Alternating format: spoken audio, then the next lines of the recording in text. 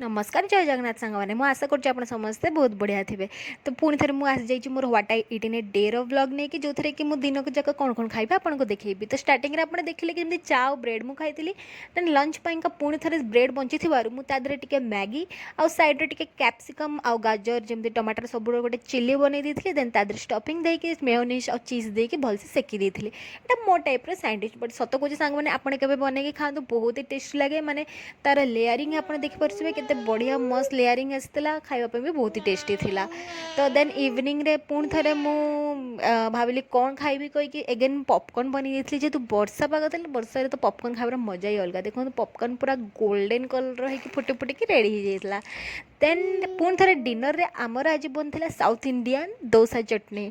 तो चटनी ये मुझे देखो नड़िया जो कि भलसे पुदीना है और भलसे मसला देकी मस्त चटनी बनी देती देसी स्टाइल। देन आलू मसला तो आमर नॉर्मल ओडिया स्टाइल रे बनी थी। किसी एमती मो दिन।